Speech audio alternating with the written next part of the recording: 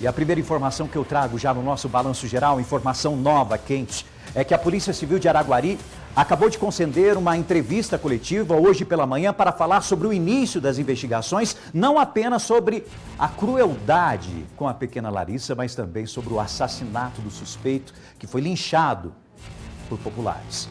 O repórter Júnior Oliveira está lá na cidade, está na delegacia e tem as primeiras informações. Ele que está acompanhando a movimentação desde o início, desde a madrugada, inclusive. Todo mundo falando sobre esse assunto na cidade de Araguari e todo mundo querendo saber o que a polícia falou. Júnior, bem-vindo, bom dia.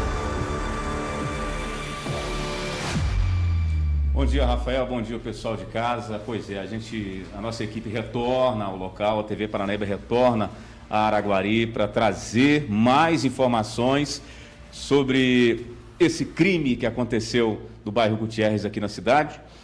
A tarde de ontem foi muito movimentada e você acompanhou no nosso jornalismo tudo o que aconteceu sobre essa menininha de 9 anos que foi encontrada morta com pelo menos 14 facadas, segundo a polícia, no quintal da casa do Juliano. Depois ele foi linchado. Ontem à noite, depois que as autoridades deixaram o local, algumas pessoas retornaram para lá, para o imóvel. Aconteceu um incêndio, colocaram fogo na casa do Juliano, o corpo de bombeiros foi chamado, enfim, o incêndio foi combatido e ao mesmo tempo que a Polícia Civil já vinha acompanhando esse caso desde o desaparecimento dela, que foi por volta do meio-dia, ontem, por volta no horário de almoço de ontem, e a polícia vinha acompanhando aí essa história, esses acontecimentos. E agora há pouco o delegado de polícia, o Felipe Monteiro, que está aqui do meu lado, deu uma coletiva de imprensa passando os detalhes sobre a investigação desse caso. Primeiro, doutor, obrigado por nos receber, boa tarde. Até agora, o que a polícia sabe sobre o que aconteceu primeiro com a menininha? O que chama a atenção é o número de facadas, né? Um crime muito violento. Bom dia, né? Bom, o que a gente conseguiu levantar até o momento, e é tudo muito preliminar ainda, tudo que a gente disser aqui, tudo que eu disse na coletiva é uma forma muito preliminar porque as investigações ainda estão em andamento. O que a gente conseguiu apurar até o momento é que a criança, a Larissa, foi dada como desaparecida. Ela saiu de casa para comprar algumas embalagens de gelatina e aí não voltou a tempo e a família começou a fazer a procura.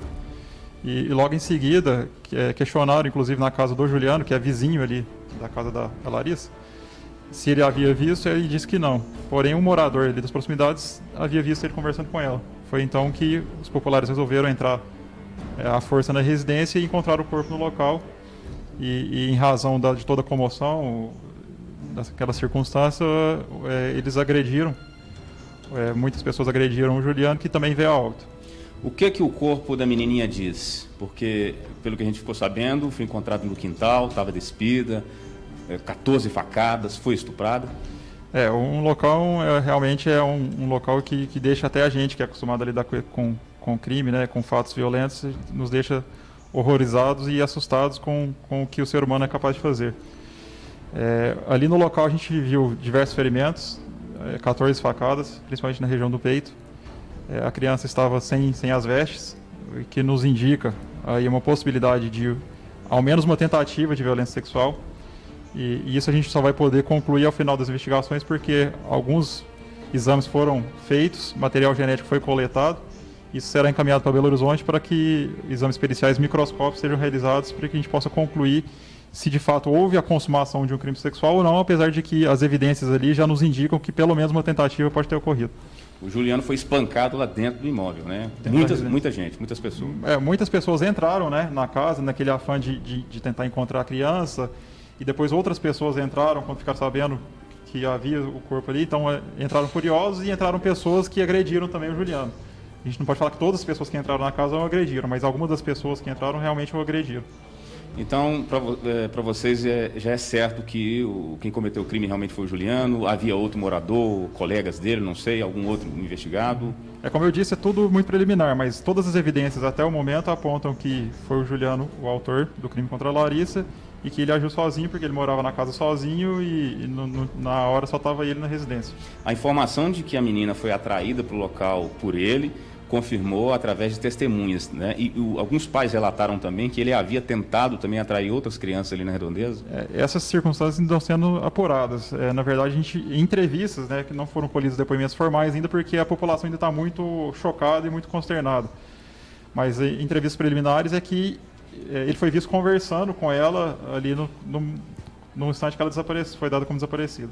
Tá certo. Rafael, é o seguinte, lá no local a polícia apreendeu também algum material, um caderno ou uma agenda do Juliano, que indicou ali algum tipo de transtorno dele. Agora, um outro passo da investigação, e muito importante também, é sobre o assassinato dele no local. E houve também esse incêndio lá na casa. Doutor, o que já se sabe dessas pessoas? Vocês vão ter que investigar, né, quem é que cometeu esse crime, um grupo, enfim, como é que está isso? Houve, né, um fato penalmente típico relacionado à morte do Juliano, e legalmente nós somos obrigados a instaurar a investigação. Então serão 2 até 3 inquéritos, né, um inquérito que será destinado para apurar as circunstâncias da morte da Larissa, o segundo da morte do Juliano e o terceiro inquérito referente ao incêndio. São 3 fatos, apesar de estarem relacionados, mas serão apurados em inquéritos distintos que vão se comunicar entre si. A gente chegou no local e a nossa atenção, logicamente, primária foi verificar as circunstâncias da morte da Larissa.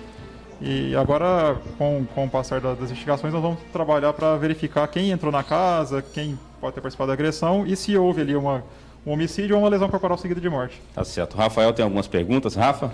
Bom, primeiramente agradece, por favor, o Felipe. Deixa eu chamar os amigos do Balanço, pessoal que está chegando agora. Balanço Geral começou já falando sobre a morte dessa menina de 9 aninhos na cidade de Araguari, que chocou todo mundo, inclusive a própria Polícia Civil. Delegado, inclusive, muito obrigado aí pela disponibilidade de estar conversando com a gente. Uma coletiva foi realizada agora há pouco sobre a investigação. Agora é importante a nossa sociedade compreender qual o prejuízo de uma investigação de morte, de possível, inclusive, abuso sexual, a partir do momento que o suspeito é morto por populares, doutor. Isso é um ponto muito importante que você tocou. A gente jamais aconselha que a população faça justiça com as próprias mãos. Nós estamos aí justamente para trabalhar nas investigações, o Ministério Público está aí para fazer as denúncias, o Judiciário está para fazer os julgamentos. E além dessas circunstâncias, realmente, como você disse, o fato de várias pessoas terem entrado na casa e terem agredido ele ali dentro, isso causa um prejuízo para a investigação, porque a cena do crime estava totalmente alterada e modificada. Então, contaminaram a cena. Contaminada. Na verdade, de cena de crime mesmo, que a gente pode tratar tecnicamente, eram só os corpos, porque o entorno do perímetro, né, imediato ali dos corpos estava totalmente contaminado pelo acesso de várias pessoas. Um possível instrumento do crime, que seria uma faca que ele utilizou, foi encontrado fora da residência, ou seja, alguém entrou, levou essa faca para fora. Isso realmente causa um prejuízo que é irreparável para as investigações. Tá certo, doutor. Mais alguma pergunta, Rafa? Agora, em relação ao Juliano, por favor, Júnior, doutor Felipe, em relação ao Juliano, ele tinha registros policiais, ele realmente era um usuário de drogas, também foi feito um exame para verificar se ele tinha usado drogas nesse dia, no dia que cometeu o crime? Ele tinha um único registro policial do ano de 2004 por uma lesão corporal. A questão do uso de drogas, a gente tem informações nesse sentido, porém o material biológico dele foi coletado para que seja encaminhado para Belo Horizonte para que a gente possa ter um exame conclusivo, né? A gente tem que aguardar o resultado desses exames para a gente poder afirmar se ele estava sob o efeito de drogas ou até mesmo de álcool.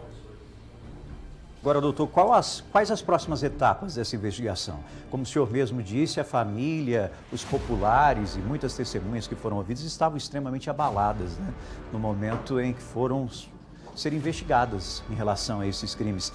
Quais os próximos passos? Essas pessoas vão voltar a ser chamadas pela delegacia? Sim, como as pessoas estão muito consternadas e chocadas ainda, a gente fez entrevistas preliminares no local e agora nas próximas semanas nós vamos chamar as pessoas, convocá-las para que prestem os depoimentos formais perante a delegacia.